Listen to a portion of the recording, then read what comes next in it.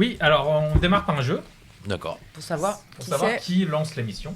Là, je propose que tu dises un mot et c'est le premier qui trouve une chanson contenant ce mot qui gagne. Waouh. Je dis le mot chanson. Et c'est une chanson qui nous ressemble. En tout cas, c'est pas François qui a gagné. Bon bah là, on peut dire que François a perdu. Le mot chanson est arrivé plus vite chez Juliette, mais t'as commencé plus vite la chanson. Ouais, parce que du coup, je sais pas quand... Bah, on dit que c'est François qui a perdu et c'est François sûr qui va lancer l'émission. C'est François qui a perdu.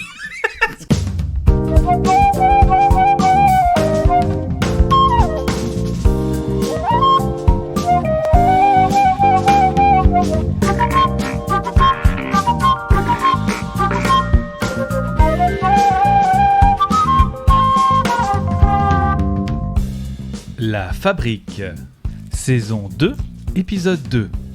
Notre invité, Alex Vizorek. Et bien sûr avec Ramzi Assadi, Juliette Arnaud et moi-même, François Audouin. Pas mal.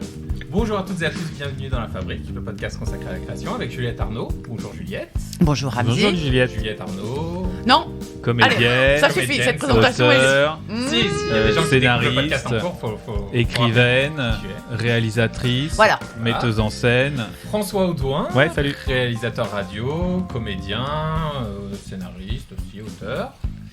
Et notre invité, Alex Vizorek. Bonjour. Bonjour à tous. Tu vas bien? Très content. On se tutoie chez vous? Oui. C'est plus honnête, hein. Ouais, vrai, oui. C'est un podcast. Juliette, j'ai dû la vous voyez. Vous deux, jamais. Allez. Mais quand elle est venue comme invitée... Mais Et même, même en chroniqueuse. mais quand on faisait à l'antenne, l'émission oui, ensemble, c'est à vrai, l'antenne, c'est on vrai, s'est c'est vrai. toujours Mais envoyé. oui, mais en fait, c'est un vous qui veut dire tu. Mais la première fois, quand je t'ai rencontré, vous voyez, c'est sûr. Ah oui, c'est sûr. Ouais. Vas-y Juliette, t'as une petite question, ta petite question rituelle sur. Ah oui. Comment est-ce que qui ou quoi a fait que tu t'es senti autorisé à envisager de pas faire une carrière, la carrière qui était attendue de toi, puisque tu étais en école de commerce, Carrément. Et donc, est-ce que c'est quelqu'un? Est-ce que c'est quelque chose? Non, c'est... Alors, ce sera très prétentieux de dire que c'est divin parce que je sais pas s'il existe, mais... T'as dit elle? Non, j'ai pas dit elle. Je te jure, j'ai cru que tu disais. Je sais pas si c'est divin, je ne sais pas si elle existe, et je me suis dit, oh mon Dieu! Ah bah, ça me...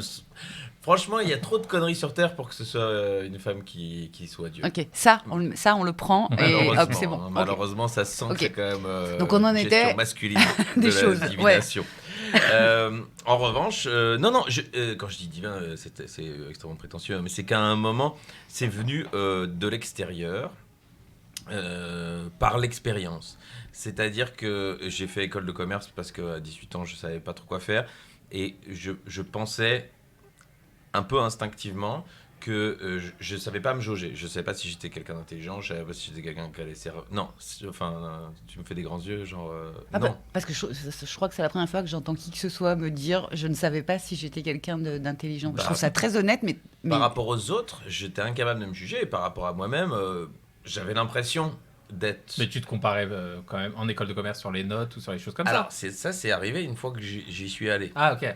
Mais dans un premier temps, D'accord. j'étais très bon élève sur ce qu'en Belgique on appelle les primaires, donc jusqu'à la 6... Comment vous comptez Nous, collège. Ouais, tu peux dire avec les l'âge. 6 premières années. Jusqu'à mes 12 ans. L'école Et primaire, puis on passe dans ce qu'on appelle les humanités. Le collège pour nous. Voilà, et là c'est plus le même prof tout le temps. Donc t'as un oui. prof de maths, un prof d'histoire, ça. Et donc là, on fait 6 années comme ça. Et là, j'étais assez moyen. J'avais 70%, on va dire. Alors que j'avais toujours fait 90 quand j'étais plus jeune. Tout me semblait assez facile. D'accord, donc ouais, En plus, tu avais en de... gros... Alors, le seul Chez nous, c'est 12-13 de notes, quoi. Et le seul truc qui m'a semblé très compliqué, parce que comme je venais du néerlandais, c'était les dictées. C'est pourquoi à un moment j'ai soutenu mécéniser un spectacle sur l'orthographe que je mécénise toujours, qui s'appelle La Convivialité, qui m'a fait comprendre à 35 ans quand je l'ai vu, ou 38 ans quand je l'ai vu, qu'en fait c'était pas grave, que c'était pas une science exacte et que c'était un peu je crois que c'est Stendhal qui dit que c'est la science des idiots, l'orthographe, et ça m'a bien détendu. Mais donc ça, là sur ce coup, moi je suis d'accord aussi. Le monde avait fait que je m'étais jugé bête. Donc ça faisait un moment en fait, donc ça faisait depuis que tu étais adolescent que en fait tu avais un petit doute sur ton intelligence. Ben quand tu as 70%, 70, tu te retrouves au milieu. T'es pas le premier de la classe. Tu peux aussi penser que les notes, ça reflète pas l'intelligence. Toi, oui. C'était ce que j'avais de plus... c'est pas une critique, c'est notre seul truc de... Ouais, c'était mon référent. Mais je vois ce que tu veux dire, hein. T'as raison. Et puis la société, et en fait, l'environnement nous évolue comme ça. D'imaginer, mais à un moment, il faut trouver... Enfin, moi, j'aime bien les chiffres. Et à un moment, il faut trouver une échelle. Après, moi... Si on m'avait, par exemple, jugé sur le nombre de chanteurs français qui passaient à la chanson, j'aurais été premier de ma classe. Et je me serais sans doute trouvé très intelligent. Mais c'était non plus pas une bonne échelle. Et donc, je trouve que c'est la moins mauvaise des échelles que celle des points. Mais effectivement, l'avenir a prouvé que on peut s'en sortir avec d'autres qualités qu'on ne développe pas spécialement toujours dans le système éducatif comme il est là, en tout cas en Belgique ou en France. Et donc, je me dis... Et là, quand même, est-ce que c'est parce que je suis un homme ? Est-ce que c'est parce que je suis de bonne famille ? Est-ce que c'est... je me dis, en fait, l'excellence, je ne sais pas, mais peut-être que c'est pour moi. Et donc, je me dis, je prends le truc le plus dur. L'école de commerce ? Alors, il y avait 4 choix, en tout cas de mon époque. Et on verra. Si je rate, mais au moins je saurai. Et je sais que je ne remonterai pas. C'est-à-dire, si je prends un truc facile, je sais que je serai content de réussir ce truc facile, mais je ne tirerai pas au niveau dessus. Exactement. Et donc, les 4 trucs qui étaient un peu l'élite, c'était médecine, droit, Polytech et Solvay, qui était école de commerce. Médecine, je crois qu'il faut vraiment une vocation que je n'avais pas. Droit, c'est trop de lettres. Polytech, c'est trop de chiffres. Donc, j'ai pris celui qui me semblait par exclusion, ce qui me semblait le plus logique et évoque la galère. Et puis, on m'avait dit, c'est celui qui va te former le mieux l'esprit. Et puis, même si tu veux pas faire complètement ça, c'est le plus ouvert. Si tu es un médecin formidable, t'es quand même assez voué à faire médecine. Et donc, je me suis inscrit là. Et j'étais de nouveau pas un bon élève. Mais j'avais ce 60% qui me permettait. Et des gens qui étaient brillants en humanité se sont retrouvés à être mauvais. Et moi, je suis passé, mais j'avais 5 ou 6 examens de passage, vous appelez ça rattrapage, je crois. Donc, franchement, je suis passé ric-rac. Donc, on est 800 à commencer. Il y en a 200 qui passent. J'ai dû être 186e. Tu regardes le nom, tu vois. J'ai l'habitude de regarder en bas de la liste parce que moi j'ai un W. Donc, mais là, c'était par ordre de points. Non, c'est pas moi. Et tu vois le rouge arriver, tu vois. Et puis, maman. Et réflexe d'appeler tes parents parce qu'en fait, tu le fais pour eux. En fait, tu te dis, ils m'ont payé mon année. C'est-à-dire qu'évidemment, je faisais des très petits jobs, mais je peux pas dire que j'avais besoin de bosser. Ma mère m'a dit le deal, tant que tu réussis, on t'aide. Donc j'étais content de réussir. Toutes les années se sont passées comme ça. J'ai jamais été bon.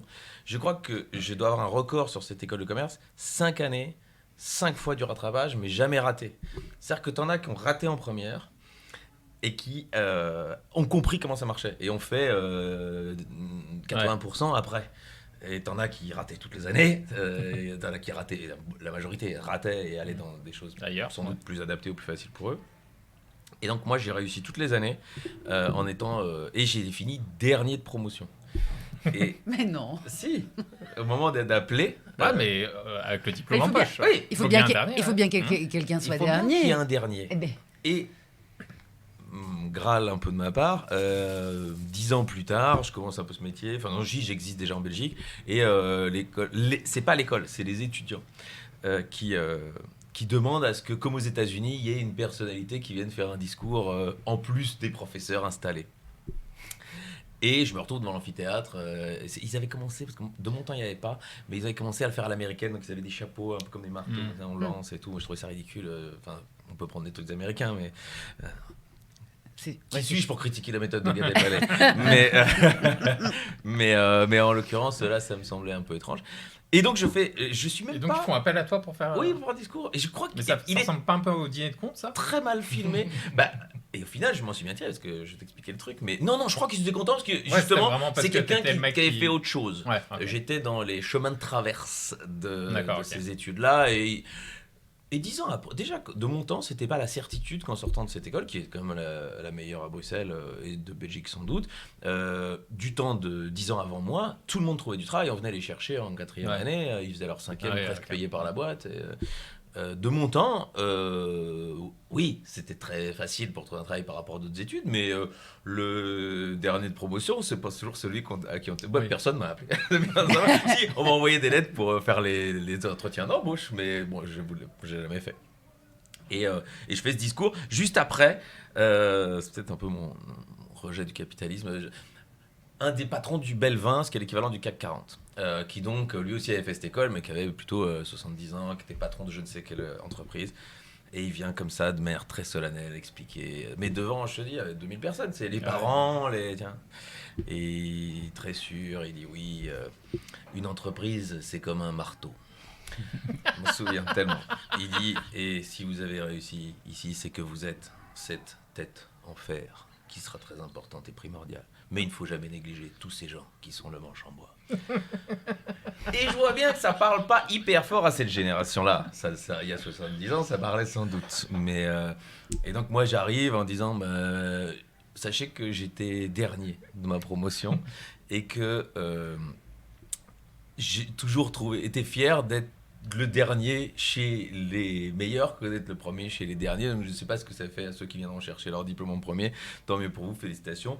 Et j'ai fait quelques vannes évidemment, et puis j'ai dit que j'étais fier d'avoir cette boîte à outils, et je le pense encore aujourd'hui que les 5 années ont organisé mon cerveau pour plein de choses. Donc j'ai rien fait qui m'a amusé, mais il y a des canaux qui ont dû se déboucher dans ma tête. Y compris celle de la confiance en soi. Et on y viendra pour répondre complètement à ta question. Oui. Parce que j'ai fait un peu de ski hors piste. C'est rapport à la confiance en soi. Et on y vient après. D'accord. Et ça, c'est vrai qu'à un moment, on t'explique que t'es le meilleur et que donc si tu sors de cette école, c'est qu'après, tu peux tout faire. Tu finis par potentiellement le croire. Et en tout cas, tu comprends que si t'essayes et que t'apprends, probablement que tu peux faire des trucs que tu pensais pas pouvoir faire parce que tout s'apprend. J'ai fini par le constater ça. Et je dis, j'aimerais quand même, je sais pas, c'est cette espèce, à mon avis, c'est là qu'est née cette espèce de gauchisme. J'ai dit, j'aimerais que tout à l'heure, il y en a un qui viendra chercher son diplôme en dernier, et j'aimerais que vous l'applaudissiez avec le même entrain, vous allez applaudir le premier. Je me rassois, triomphe, grands applaudissements de partout, beaucoup plus que l'autre et son marteau. Et je me rassois à côté de lui, parce que et j'ai envie de le regarder et faire. Mec, tu sais pas leur parler. C'est un métier. T'es pas la tête en fer, mon gars. Mais j'ai rien dit. Et au moment, mais 1 heure plus tard, parce que je suis un con, j'avais accepté ça, et donc ils font circuler tout le monde, machin. Quand le dernier passe, il arrive, il vient m'embrasser, et tout le monde se lève. Et j'étais franchement hyper ému de ce moment.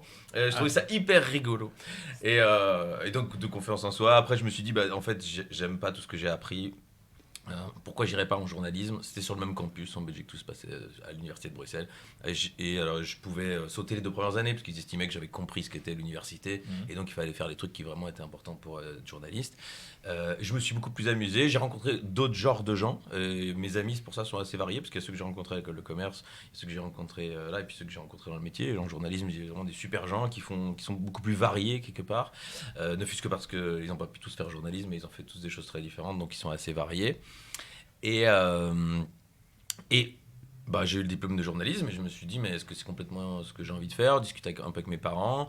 Ma mère a dit, de toute façon, on est bien d'accord que tu ne feras pas banquier. Mais là, du coup, t'as 38 ans, là, à ce moment-là. Non, c'est pas, non, t'es loin, mais t'es pas loin. J'ai fait 5 ans d'école de commerce, et sur les 2 dernières, j'avais déjà cumulé avec le journalisme. Donc en fait, je n'en avais plus qu'une à faire ici. Donc 6 ans, ouais.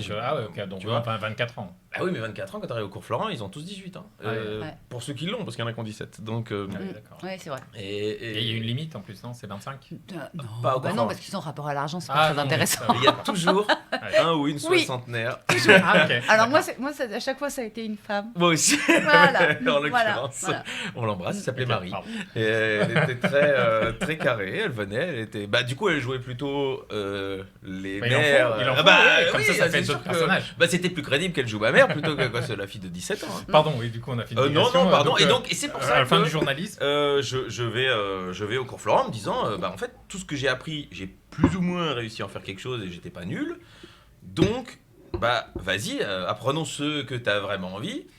Et j'avais pas encore compris qu'à ce moment-là, ma grande force plus-value, sans quoi j'aurais jamais vraiment complètement fait ce métier, c'était d'écrire.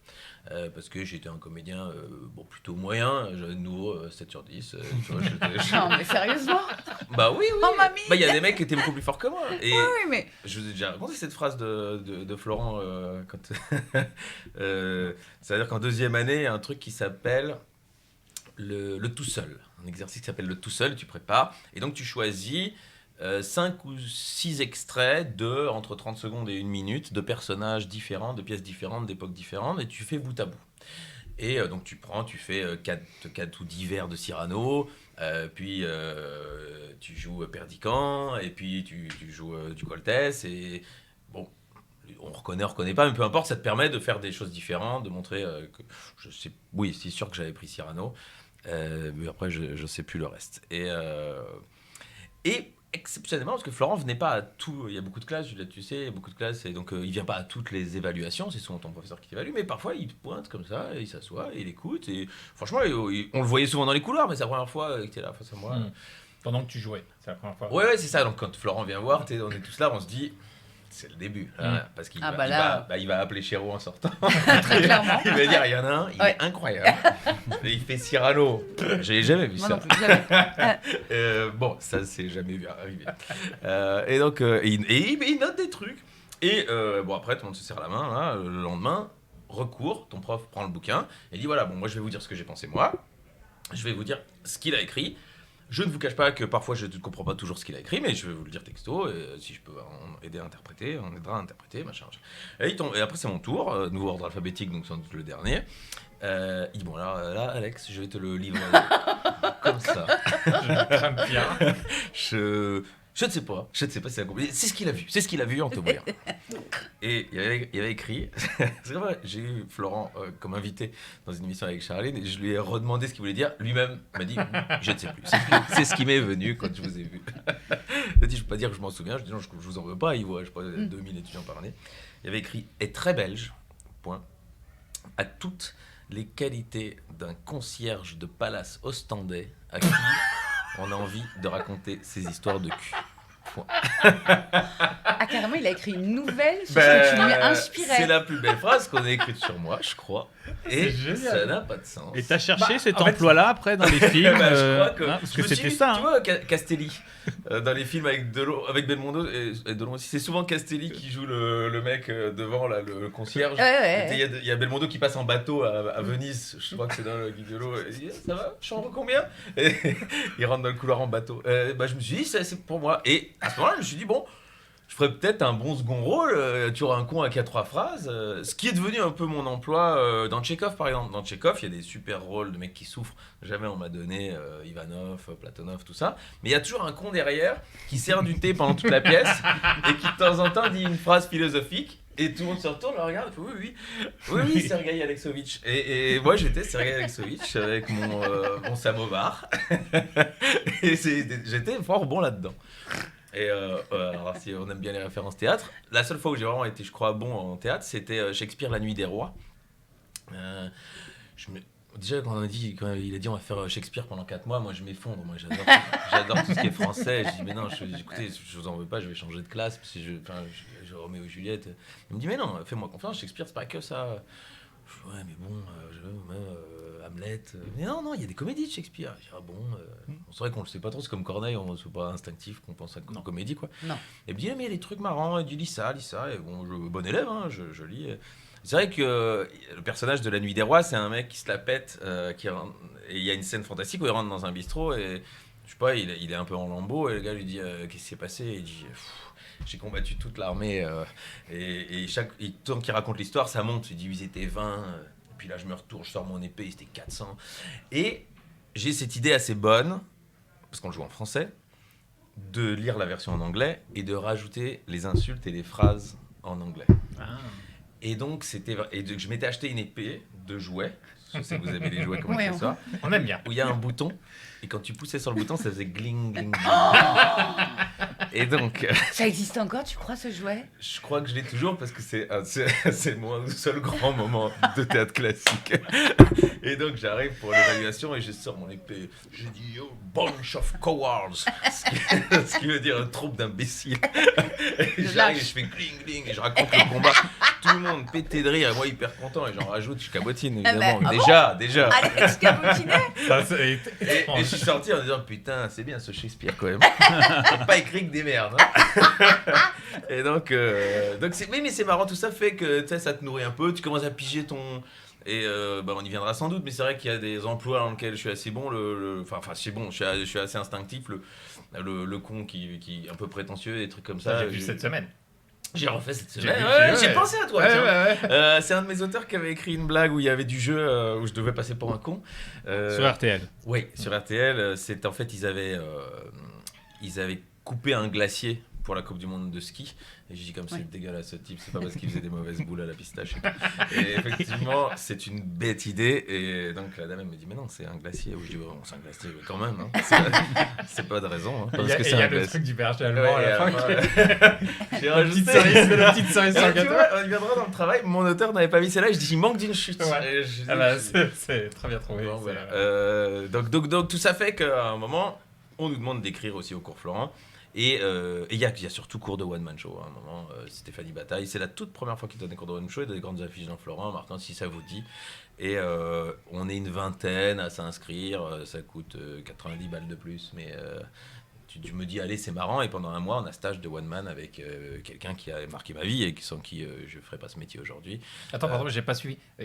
Stéphanie Bataille. Stéphanie Bataille, pardon. Ouais. Qui est prof, oui, qui est ma metteur en scène aujourd'hui, mais qui est professeur au cours Florent D'accord. pendant un mois. D'ailleurs, on me l'a demandé après de donner un stage, mais je peux pas faire un mois. Bon, alors moi, je la connais absolument pas. C'est une Non, comédienne. c'est une metteur en scène, metteur en- comédienne, ok. et elle a dirigé le théâtre Antoine longtemps. Ok. Mais c'est quelqu'un de pédagogue Ok, pardon, ouais. et qui du coup. Et elle n'avait pas cette angoisse. Tu parlais, Juliette, du fait qu'on paye à Florent et on paye par mois. Oui. Donc les gens qui en ont marre, ils peuvent arrêter. D'accord. Donc, en Ou fait, des gens qui ont plus de sous. ou les gens ont envie de tout, bien sûr. Mais là, il y a toujours moyen de trouver des solutions. C'est-à-dire que tu vas voir et ils te disent écoutez, on peut étaler, ou on peut trouver des solutions. Enfin, à l'époque, à mon époque, ça existait et c'était plutôt pas mal. Mais surtout, tu payes pas toute l'année. Donc, un prof qui serait très exigeant et qui engueulerait les élèves, et s'ils veulent tous partir au mois d'octobre, c'est pas bon pour. Et donc, du coup, les profs, parfois, passent un peu sur. Il y en a que tu as envie de virer de la classe très vite, mais tu peux pas. Ouais, Ou pas c'est- tous, en tout cas. Et Stéphanie n'avait pas ce problème, vu qu'on payait un mois, et il y avait un mois. Donc, on a commencé à 22, on a fini à 12. Sur les 12, il y en a presque 5 qui ont fait le métier. Ah oui, quand même. Donc, Ouais. ce qui n'est pas la moyenne habituelle des classes de Florent. Ah bah non. Donc, C'est sûr, c'est pas la moyenne. Non, c'est vrai. Non, mais peut-être aussi parce que c'était très spécialisé. Tu vois ce que je veux dire? On propose un truc où tout à coup, les gens ils t'arrivent pas. Moi, par exemple, j'aurais été au cours Florent à la même époque que toi. J'aurais vu une affiche pour faire un one woman show. Jamais de ma vie j'y allais dans ce cours-là. Je pense que tu aurais fait ça très bien, Donc, d'ailleurs. Mais... non, ouais, mais ça m'aurait. Enfin, Oui, ça te j'aurais fait pas. C'était pas une image que j'avais de moi. Donc, on peut supposer que les gens comme toi qui y sont allés, ils avaient déjà une espèce de. Mais toi, ils parce que commençaient t'avais- à s'approcher de pourquoi- l'idée, peut-être. Ouais. Pourquoi qu'est-ce qui t'a poussé à y aller? C'est le fait d'avoir Mais- fait rire lors de. Non, par exemple, Walter, qui était avec moi à ce moment-là, lui, il avait déjà dans l'idée que son travail de fin d'études, ce serait Ce serait un one-man show. one-man show. Il avait le titre, il avait préparé, D'accord. il avait écrit. Lui, il savait. Mais Ouais. toi, t'es allé au théâtre Ouais. comme ça. Ouais, c'était Pour faire- moi j'adore, c'était la biche, mon travail de fin d'études. Ouais. J'avais pris 3 pièces courtes de la biche et je voulais monter ça parce que moi je t'ai venu plutôt pour faire du théâtre en fait. Alors pourquoi tu t'es là Bah Par curiosité. Curieux. D'accord, Et Florent vient voir parce que c'est la première classe, donc c'est 2 ans après mon coup de. Et il redit, Non, il redit il le redit- standet. Il redit Un pas. concierge d'Ostan. Là, il fait dans l'ordre, il dit voilà, toi c'était bien ça, toi c'était bien ça. Il passe chez moi et il dit toi je reviendrai après. Et il fait les autres. Ça se met à non, pression. parce que je savais que ça avait été ok. bon, si Ok. tu veux. Mais il me dit pourquoi il reviendra après, il va pas me donner, il n'y avait pas de diplôme, il n'y avait pas de gagne, tu vois. Mais et puis donc il finit tout le monde et il revient et il dit bah, alors vous je vous ai mis sur le côté parce que je le dis aux autres, c'est ce que j'ai vu de plus professionnel aujourd'hui. Et ce que j'ai vu là, ce sketch, c'était un sketch sur les auteurs japonais suicidaires. C'était sur les correspondances entre Mishima et Kawabata. Véridique, bouquin que j'avais trouvé chez Gibert, en me disant, bon Dieu, ils se sont suicidés tous les deux et c'était écrit pendant 20 ans. Peut-être ils se sont pas tirés vers le haut les deux. Ouais, ou alors peut-être pendant 20 ans, ils ont survécu parce qu'ils pouvaient échanger l'un avec l'autre leurs idées morbides, Alex. Tout à fait possible. Juliette, avec qui tu corresponds en ce moment? Attention. Et c'est là que je le dis pas. J'ai pas envie de lire des livres de toi chez Gibert. Et donc, bon, bah, c'était flatteur. Et puis là, revient un peu en moi mes reflux d'école de commerce, me dire, mais en fait, si je suis bon là-dedans, autant rentabiliser ce dans quoi on est bon. Dans une entreprise, si tu as plusieurs branches... Le pragmatisme, l'école du commerce. 100%. Mais j'adore. Moi, business plan. 100% pragmatisme. Et je déplore de pas... j'aurais adoré, en fait, si on m'avait dit, viens, on va jouer la biche, on part en tournée, je serais allé. Mais par contre, j'ai constaté qu'être chef de troupe, ça, je sais pas faire. On était 6, c'est des gens qui sont encore mes amis aujourd'hui, mais diriger, je sais pas. Avec d'autres comédiens. Ah ouais, mais c'était on chiant. en parlera tout à l'heure avec des auteurs. En revanche, Oui, t'es capable ça, d'être chef de quand troupe. c'est, Voilà, là, c'était moi le chef. on en Mais parlera à après. l'époque, on se donnait des services. Moi, je jouais dans leur travail. Enfin, Oui, c'est ça. Et j'ai pas réussi à les conscientiser sur l'importance du mien. Et en fait, c'est conscientiser des acteurs, c'est un vrai métier, c'est un vrai effort. Et j'ai pas su faire ça. Et je me suis dit, en fait, déjà, c'est compliqué tout seul. Si en plus, il faut se coltiner les 5 autres. Et donc, le one-man show, c'est un peu pragmatisme imposé à moi. Alors justement, mais c'est parce que vous étiez tous au même niveau aussi, que vous étiez tous des acteurs qui débutiez. On était là à l'école, donc en fait, quand tu montes un projet de fin d'études, tu prends les copains. Aujourd'hui, si tu faisais, si tu montais un truc, peut-être, je pense que tu peux être capable de diriger et d'avoir le truc un peu de l'autorité sur... Oui, mais il parle pas de l'autorité, là, Alex. Il a dit conscientiser des acteurs. Oui, c'est-à-dire mais c'est pas de l'autorité. C'est pas exactement c'est un mélange de tout ça. C'est un mélange de tout ça, mais ça en fait partie. Et il y a aujourd'hui, c'est sûr que j'aurais une autorité un peu plus naturelle avec des gens qui n'ont rien fait. Ils diront, il sait ce que c'est de jouer devant 500 personnes. Il l'a fait. Il sait ce que c'est écrire un texte. Il l'a fait. Mais au-delà de ça, est-ce que j'ai... Par contre, je suis content de faire partie de ceux-là. Je vais jouer une pièce de théâtre en fin d'année et je suis content. Je vais regarder comment travaillent les autres, comment le metteur en scène va faire. Et tout ça m'intéresse. D'accord, ok. Et quand peu de fois où j'ai fait du cinéma, je rentrais pas dans ma caravane, je regardais un peu bosser. Mais comme quand elle est au cours de One Man, en fait, à chaque fois par curiosité. Au cours Florent, tu passes plus de temps à regarder les autres jouer et à entendre le professeur leur donner des conseils que toi-même être sur scène. Donc en fait. Et halluciner de les voir ne pas arriver à faire des trucs. Non, mais c'est vrai. Et parce que souvent, c'est ce que tu ressens. Oui, parce que toi, tu as d'autres problèmes, mais tu les vois buter sur un truc. Moi, je me souviens d'un vers que j'arrivais jamais à dire de Marivaux qui commençait par Ah ça, Madame Sorbin. Ah oui. J'y suis jamais arrivée. Voilà, j'y suis jamais arrivée. Ceux dans la classe devaient dire putain, Juliette. Mais elle est débile. Oui. Mais elle est débile. Qu'est-ce que. Ah, ça, Madame Sorbin. Mais j'y arrivais pas. Et je continuais à pas savoir le dire. Il y a du jugement, en fait, entre.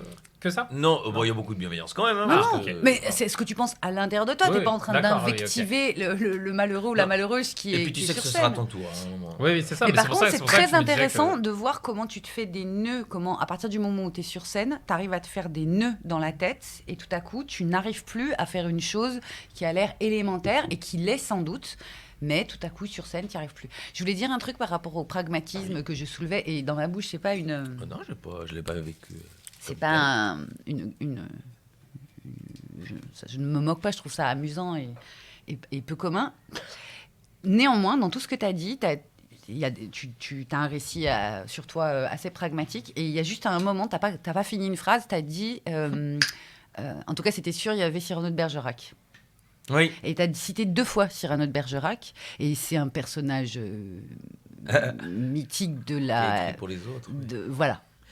Mais c'est un personnage compliqué, Cyrano, parce qu'on pourrait par exemple penser que Cyrano, au-delà de toutes ses belles qualités, l'honneur, le panache, nanana, c'est aussi quelqu'un qui finalement fait le malheur de Christian.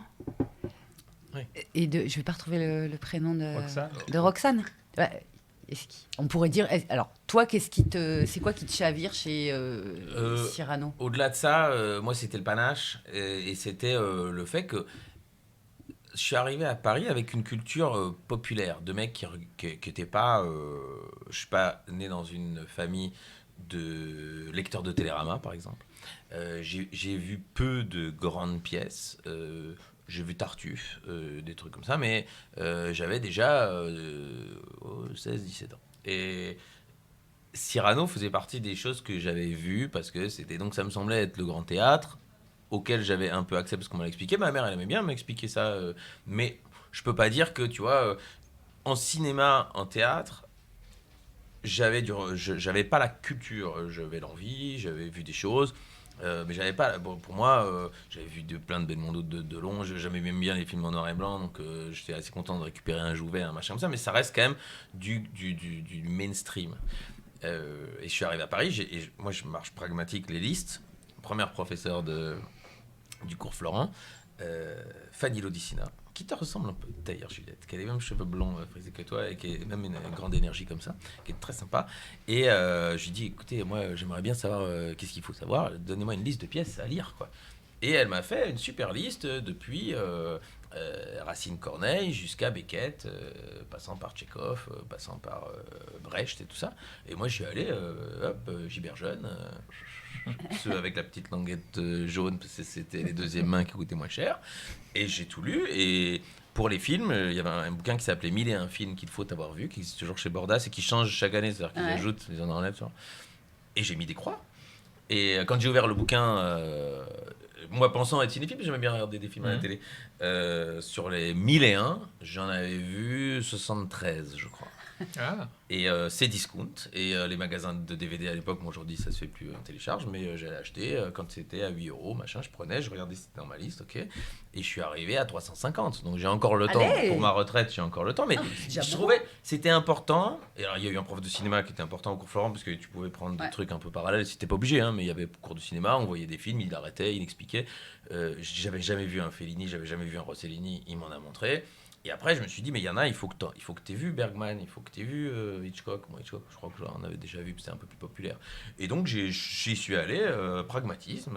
Du coup, comme ça, quand quelqu'un parle de Dreyer ou de Bergman dans une conversation, j'ai pas tout vu, je suis pas d'une grande plus-value, mais je sais où on est. Ouais. Donc ça me semblait important, parce qu'à Florent, comme dans toutes les écoles parisiennes, en fonction, à mon avis, de où tu es, il y a une petite prétention à dire j'adore Beckett.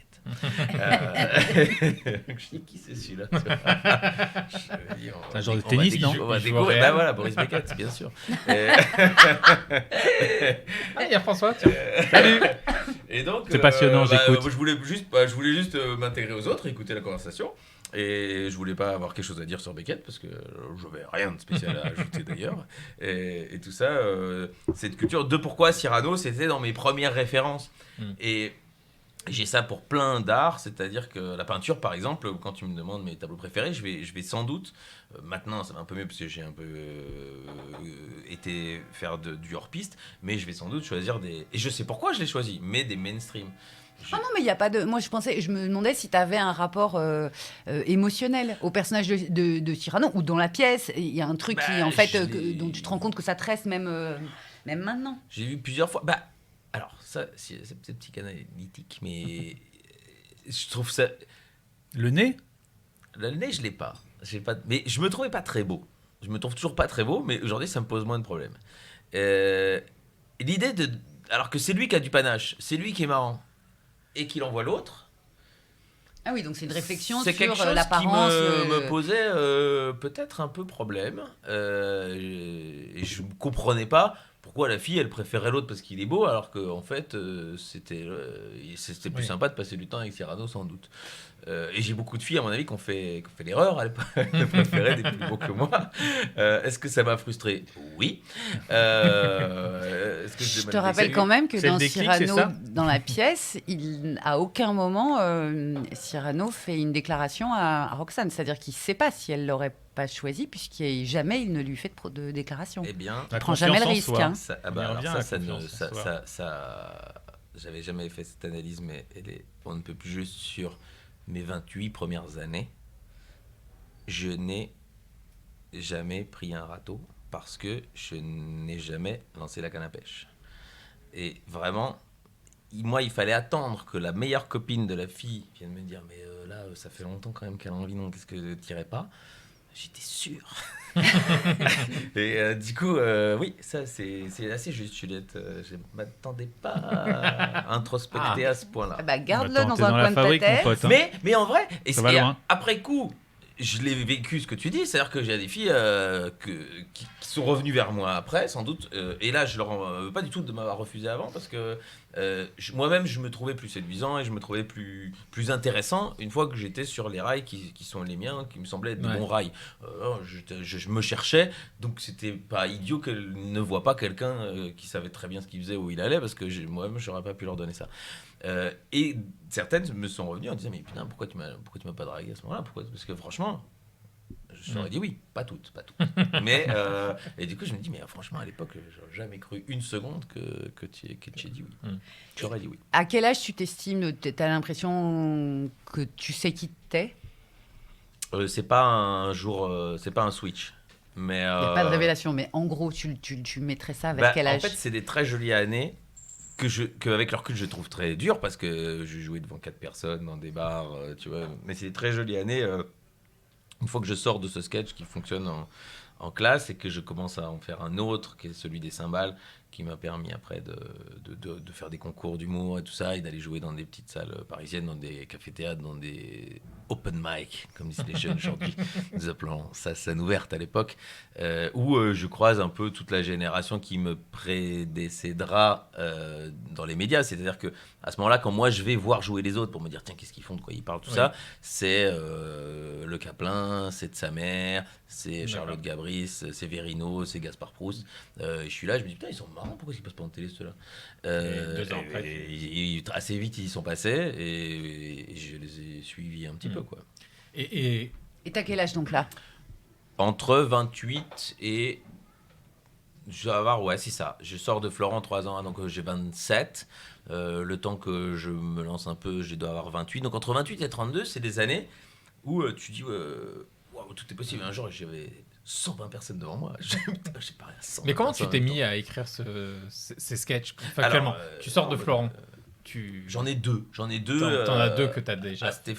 Que j'ai travaillé au cours avec Stéphanie, plus 2 idées. J'ai toujours noté des trucs. Et ça, c'est marrant parce qu'à un moment, j'ai réouvert cette boîte où il y avait des chansons tristes. C'est mon exutoire, je crois. Comment on appelle ça, des aphorismes. Et parfois des idées de vannes ou des idées de sketch ou des trucs. Ça s'appelle Doc sur mon ordinateur de l'époque. Tu vois, ou idée, je sais plus. Ouais, en numérique. Et donc je réouvre ce truc en me disant je vais écrire c'était le moment d'écrire des sketchs. J'ai écrit 3 sketchs, je suis allé chez Stéphanie Bataille et je lui dis écoute, comme ça s'est bien passé avec toi et tout, ma plus belle réussite à Florence c'est grâce à toi en un mois, est-ce que tu voudrais pas me mettre en scène ? Et elle me prend les textes, regarde, elle fait mais il y a 3 sketchs là. Oui. Elle dit on va faire un spectacle. Je dis oui mais bon, il faut bien faire 3 sketchs. Oui non mais tiens.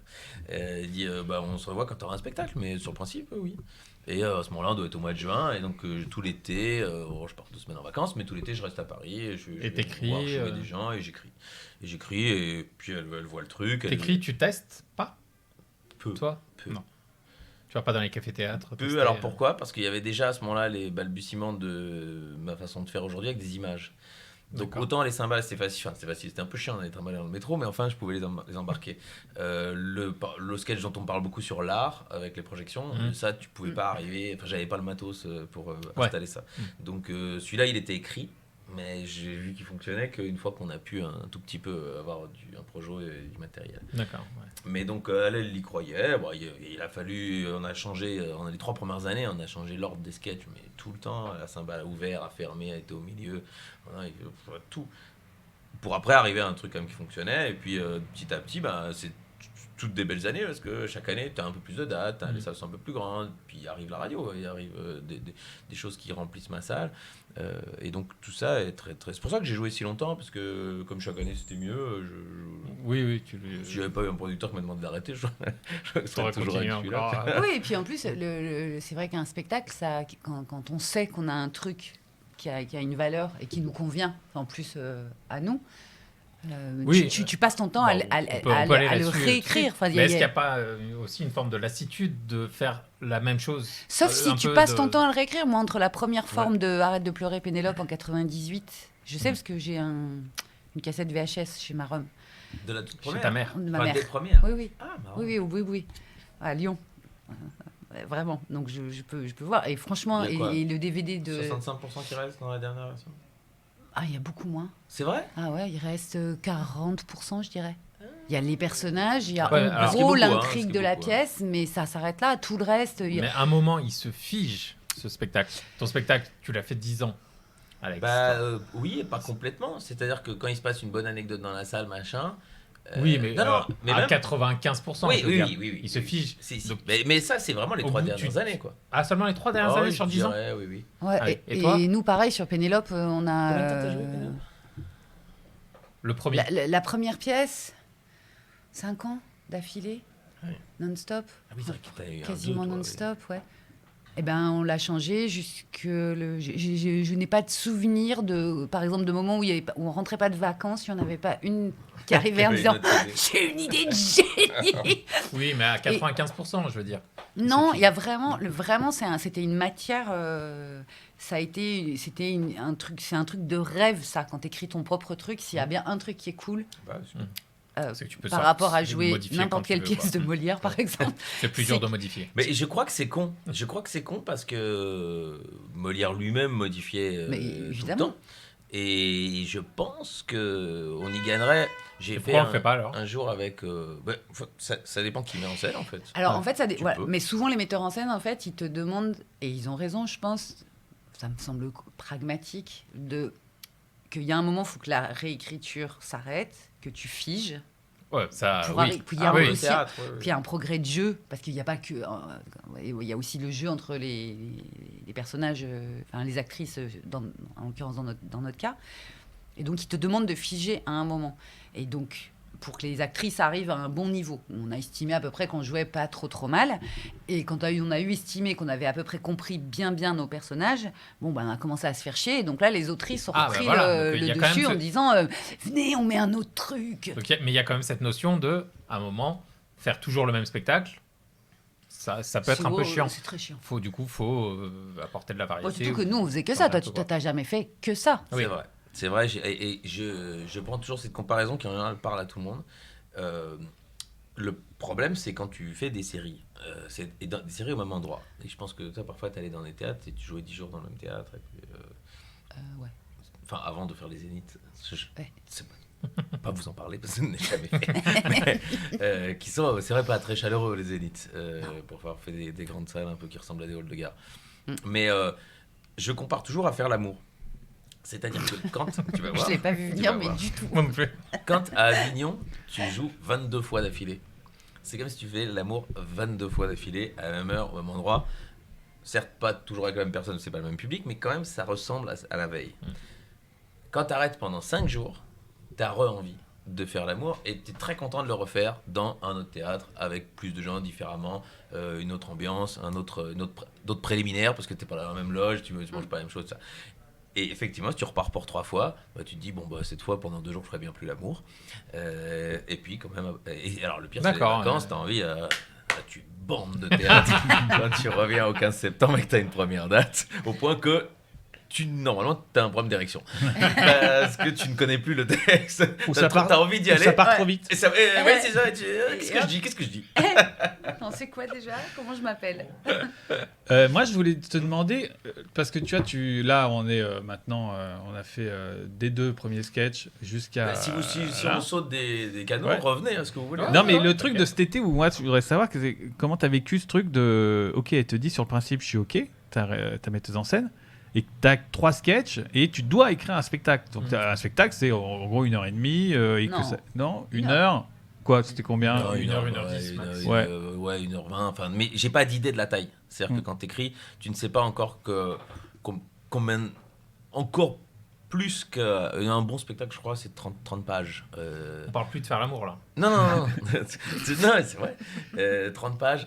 Là, maintenant, je sais que à la radio, plus ou moins en trichotant, mais en caractère 14 times 2 pages, ça fait 4 minutes. Hein, Ramzi? Alors, C'est pour le journal. parfois, C'est un peu long, là. Parfois, il y a des rires et tu les as pas mesurés. Parfois, tu dis. Et Charline, elle le voyait quand. Je le faisais pas dans le journal, mais je le faisais parfois pour le sketch de début. Pour que ça rentre dans 2 pages, je passais en 13. On les connaît, ces techniques. Sauf que quand tu l'as dans l'œil, le 14, que tu as tous les jours du 14, elle voyait que je passais en 13. Tu sais comment moi je trichais? Je changeais l'interligne. Et oui, légèrement. T'es plus fort que moi en technique. Moi, je savais pas que c'était En possible. technique, en traîtrise. Oui, Le mot que tu En cherches. mensonge. Mais cela dit, ça se voit aussi l'interligne. Moins. Moi. Il l'a En fait, testé sur un certain nombre de gens. Moi. Bah oui, tu gardes la même police et tu changes un tout petit peu l'interligne et hop, les 3 dernières lignes qui dépassaient ou le truc Tac. remontent. Parce qu'au départ, moi j'avais essayé d'imprimer sur du A3, mais elle a vu tout de suite que les feuilles étaient plus grandes. Et ça, c'était pas la bonne technique. On a tous arnaqué Charline en fait. Putain, mais Il c'est y en pas a pour qui possible. c'est pas terminé. j'ai l'impression. Non. Allez, c'est le moment où on parle de Attends, ces mais c'est chroniqueurs pas- qui sont absolument pas capables de faire un truc de 3 minutes. Alors, je voudrais parler de... Allez. Vas-y François. continue. Et oui, donc, donc, comment je t'abordes m'appelle- ça? Parce que c'est un peu... Elle te dit ça, c'est un peu... Tu te dis, ah putain, c'est ma chance, non? Bah, je me dis trop cool, j'ai convaincu quelqu'un, mais quelqu'un que je ne veux absolument pas décevoir. Parce Ouais. que, en fait, est-ce que je me rends compte que c'est une main tendue qui repassera plus ou plus comme ça, ou tu vois. Ouais. Et je sais pas à ce moment-là à quel point elle est généreuse, à quel point elle m'ouvre son carnet d'adresse, à quel point elle dit à tout le monde que je suis formidable, à quel point elle me tire vers le haut. Mais c'est une main que je vois passer, qui me semble être stable. Je me dis, voilà, c'est peut-être pas la confiance en moi. Je me dis, peut-être ça lui fera plaisir aussi, son élève, tu vois, je me disais que c'était une chouette carte de visite pour elle aussi, si j'étais bon, mais c'était plutôt dans l'autre sens que c'était une chance, tu vois. Et donc j'écris chez moi, parce que souvent les gens ils pensent que, enfin il y a chacun sa technique, hein, mais moi j'écris à l'ordinateur et je me marre pas en écrivant. Enfin j'écris, je me dis tiens ça pourrait être drôle. J'ai pas l'expérience encore de l'efficacité d'une vanne, donc je me dis ça pourrait être drôle, mais je suis pas sûr. Et au fur et à mesure, bon bah après, tu te rends compte qu'il faut raccourcir, tu te rends compte qu'il faut rythmer, tu te rends compte que le mot important il faut le mettre à la fin, mais bon ça, mais les axes de drôlerie y étaient et je peut-être pas changé autant que toi. Alors entre la première et oui, si toi t'as changé 60%, moi j'ai changé 40 au moins quoi. Et tu t'es imposé une rigueur d'écriture, genre écrire, je sais pas, Alors, c'était une période où j'avais 5 pages par jour. Non, pas en de quantité. 9h à 17h ou un truc. Plutôt ça. Un peu. Et à ce moment-là, Walter écrivait son spectacle ensemble. Donc parfois, on se retrouvait après 2 jours. Il habitait pas très loin de chez moi, du côté de Nation. Et on se lisait ce qu'on avait écrit. On se disait. Mais, au fond, c'était plus pour se soutenir. Je pense Ouais. pas que je l'ai aidé beaucoup. Je pense pas qu'il m'ait aidé beaucoup. Mais l'idée qu'on soit à une table. En fait, on se parlait à nous-mêmes. En étant à deux. Mais c'était chouette. Il y avait quelqu'un qui vivait la même chose que moi, dans mon coin, tu vois. Oui, ça t'obligeait aussi peut-être de... D'avoir quelque chose, d'avoir quelque chose à lui sinon, dire. je me serais ennuyé. À l'époque, on sortait pas son téléphone si facilement, il n'y avait, il y avait pas de smartphones. Et donc, on a avancé. Et lui allait un peu plus tester que moi, je crois. Mais moi, je savais qu'il y avait Stéphanie qui allait reverrouiller. Puis, j'étais un petit peu plus frileux de monter sur scène comme ça. Pour moi, la scène, c'était le théâtre. C'est-à-dire, il y a une loge, il y a les petites lumières autour que tu allumes, tu te maquilles, tu te changes, tu te concentres. Mais tu n'arrives pas en jogging basket, en prenant le micro, et fais ça va. Maintenant, je sais le faire et j'aime bien ça. Mais au départ, pour Mais moi, c'était pas ton- ouais, j'étais là. théâtre classique, moi, Cyrano. Hein. Enfin, il fallait mettre le nez. C'est pas moi, c'est le personnage.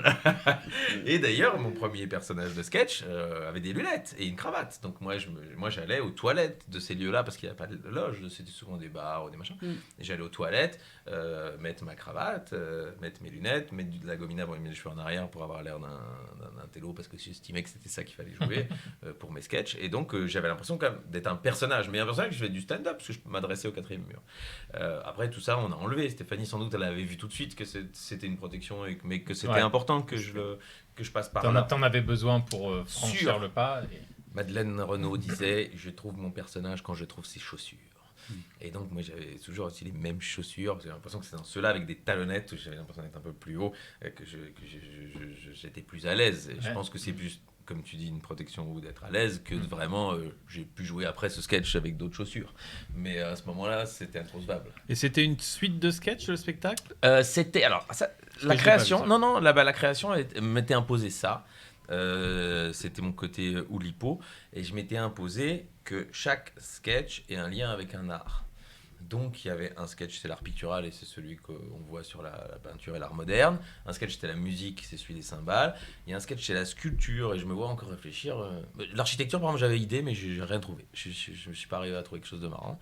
Je me suis dit, la sculpture, je vais quand même pas faire une sculpture moi-même. Parce que bon, si je me mets comme ça...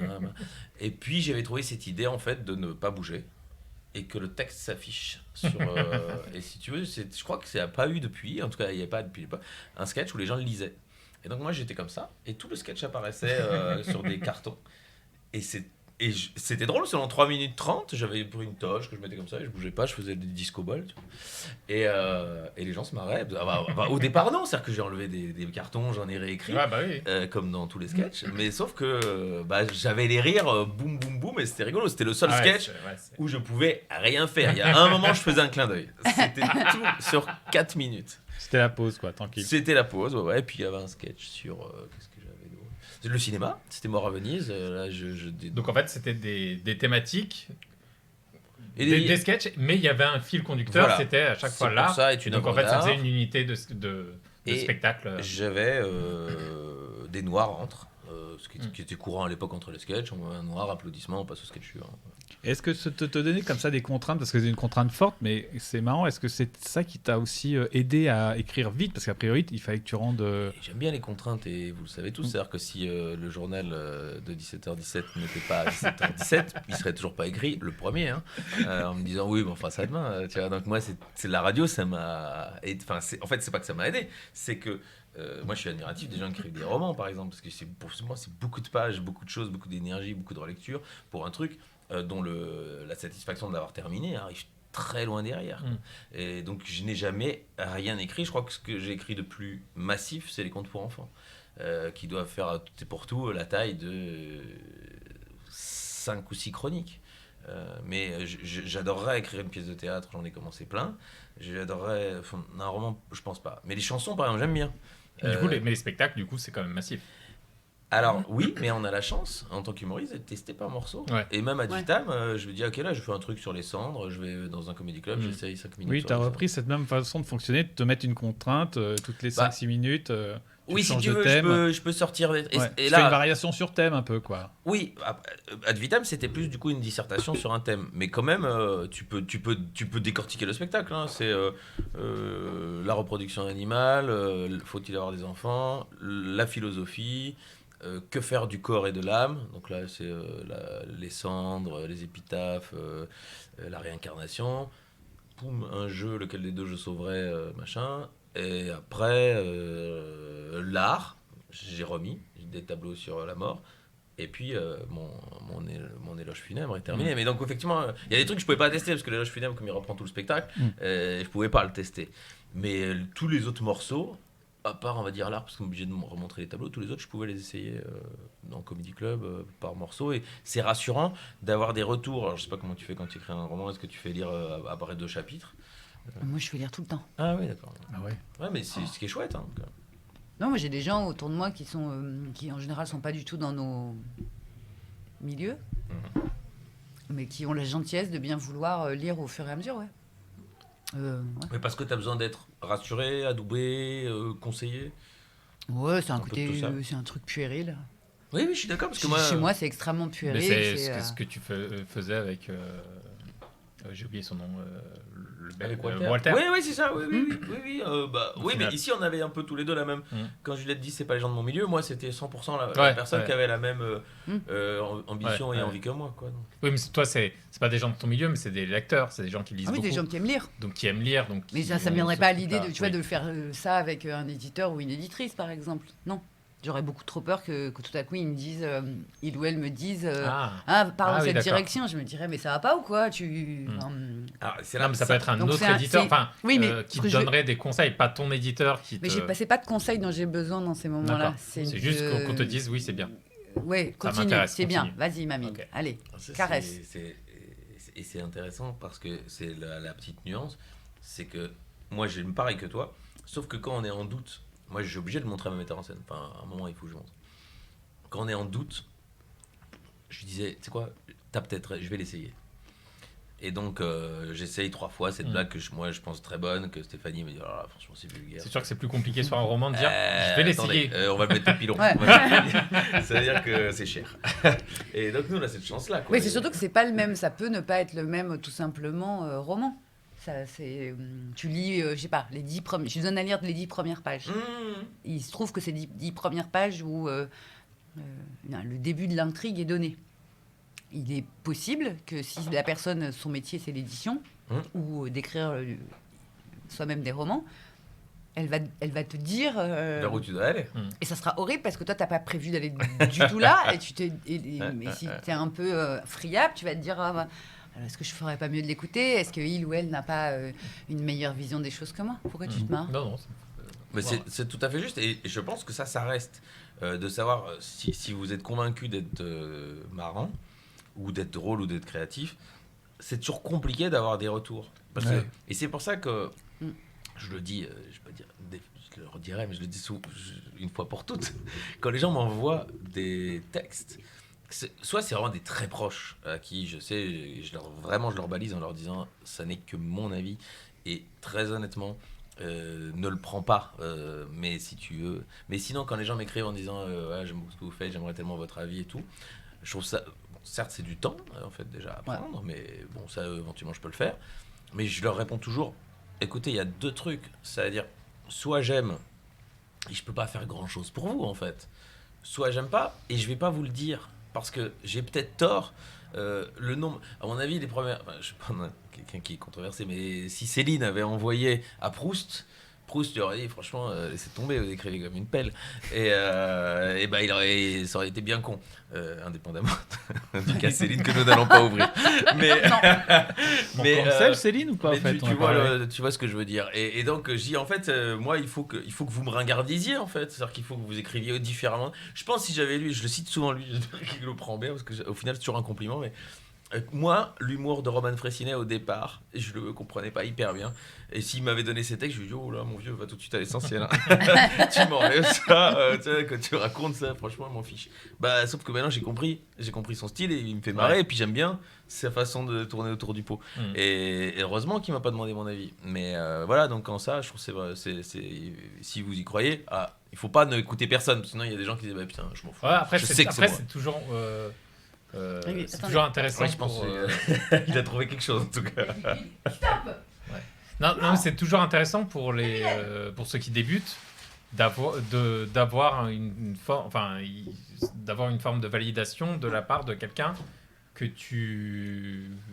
dont t'aimes le travail.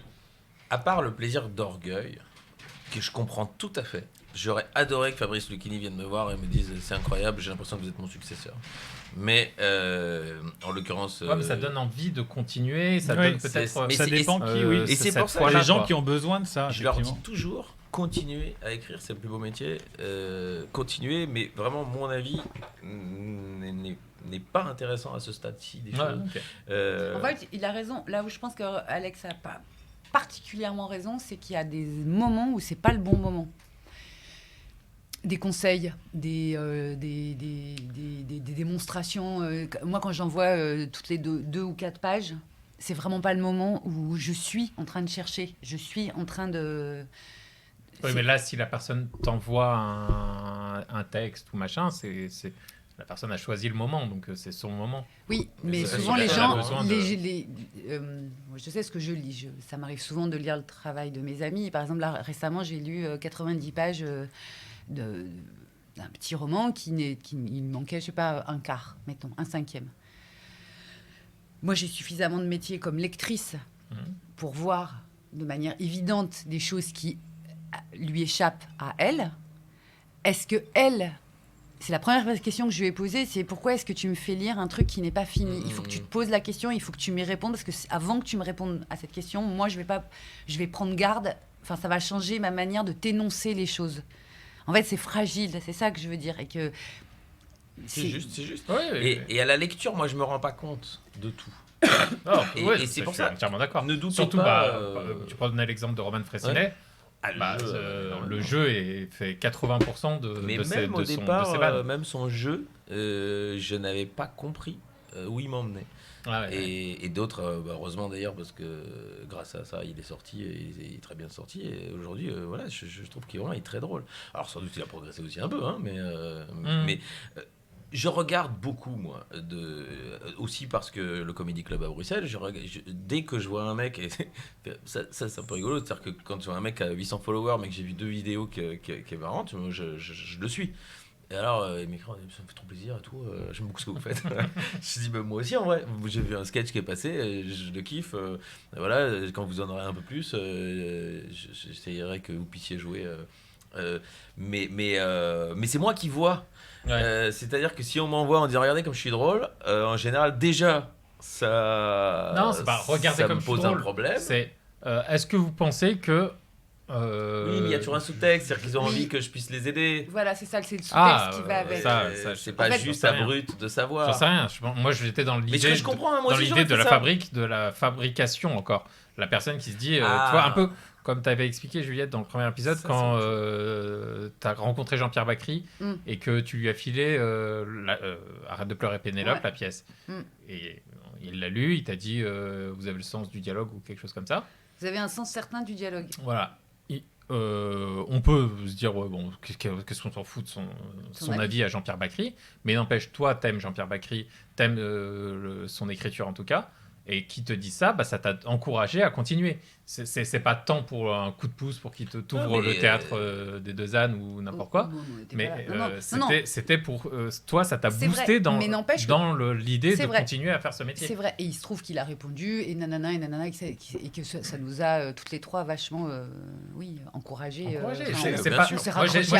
J'étais dans cette optique-là, pas dans l'optique de tu vas me faire venir à RTL ou machin. C'était dans l'optique de juste encourager la personne à faire, à continuer à écrire, ou à continuer à jouer, ou à continuer à... Après, je vois très bien ce que représente la distance entre toi, chez toi, qui crée, et ce milieu où tout se fait. Et où tu penses que tu ne rentreras jamais. Et c'est pour ça qu'il y a beaucoup de fils d'eux, parce qu'eux, ils savent, en fait, ils les ont à la maison, à table, ça discute avec le réalisateur, et tu dis, en fait, oui, je vais faire comme mon père. D'ailleurs, si les parents étaient bouchés, instinctivement, tu dis, pourquoi je ne serais pas bouché, ça m'a l'air sympa. Et pour moi, qui venais, je pense, c'est le cas aussi, Juliette, d'un milieu où je n'avais jamais vu en vrai un artiste de manière amicale. Je les attendais à la sortie des pièces de théâtre et des choses comme ça, mais je ne peux pas dire que je pouvais en faire partie.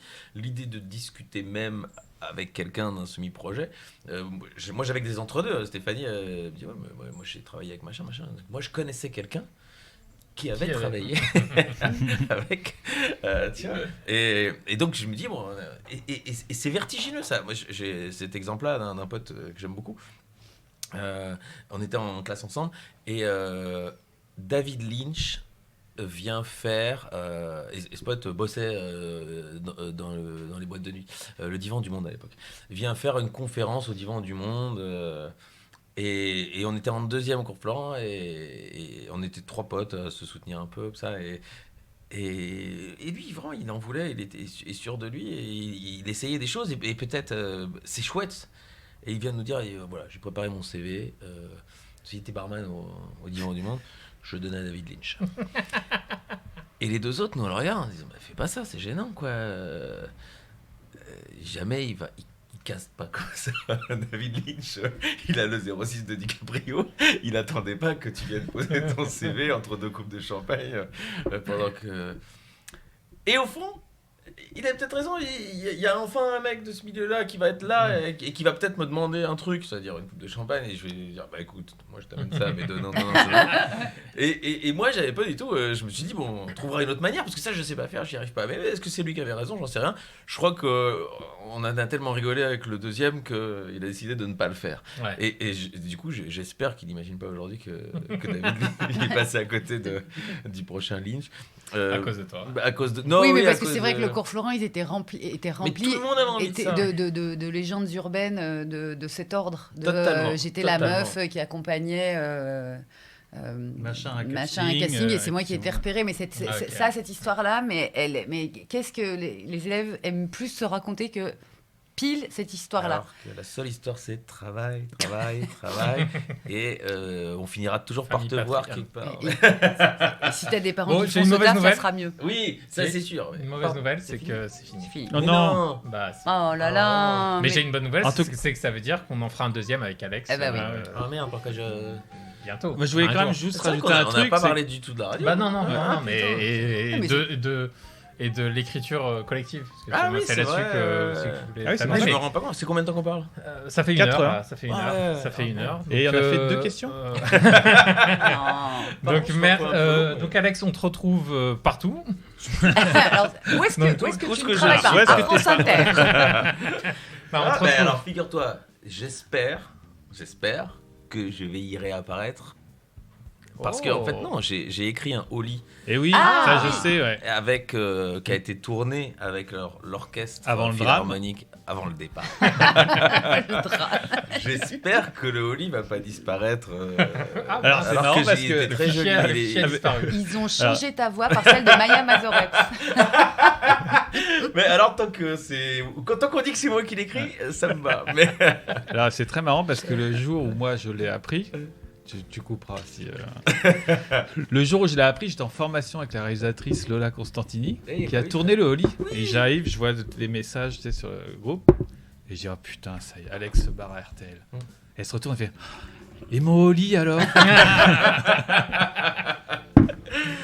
En fait, elle savait pas si ça allait être diffusé, donc on peut lui dire maintenant, la rassurer, lui dire qu'il va être diffusé. J'espère parce que j'étais couplé avec Adeline Dieudonné, qui n'a rien à voir avec France Inter non plus. Bon après, elle a pas le même passif. Mais elle est pas sur RTL. Ouais, elle est pas partie sur RTL. Enfin, je crois pas. Donc on te retrouve dans Télématin quel jour? Le mardi dans Télématin. Une fois par semaine seulement? Ouais, ça va. Parce qu'en fait, il y a l'émission avec Philippe Cavrivière qui arrive.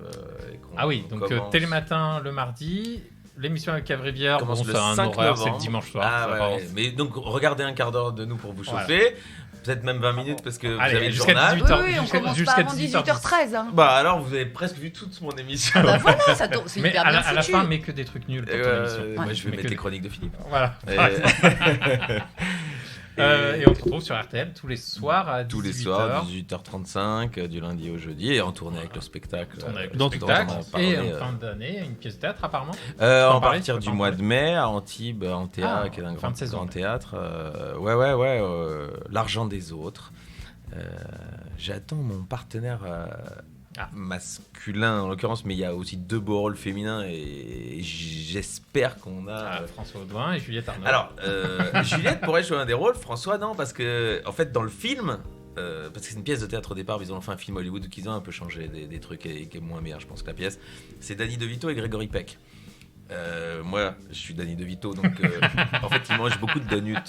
Donc, il y a 2 solutions. Soit je lui fais enlever l'idée qu'il mange des donuts et on trouve autre chose. Soit je vais devoir prendre 20 kilos que je ne perdrai jamais. Jamais. J'espère que le metteur en scène va opter pour qu'on trouve autre chose de rigolo. Et Grégory Peck, donc c'était à la fin de sa vie. Donc, il me faut un acteur d'un certain âge. Ah oui. D'un âge certain. Voilà, d'un âge certain. Et Hippolyte n'a pas voulu jouer. Et j'aurais adoré. Je crois qu'il a une série à ce moment-là. Et j'aurais adoré parce que je pense qu'il aurait été paternel avec moi et il aurait accepté mes qualités, mes défauts. Et j'espère Mais Hippolyte, le théâtre, c'est pas son.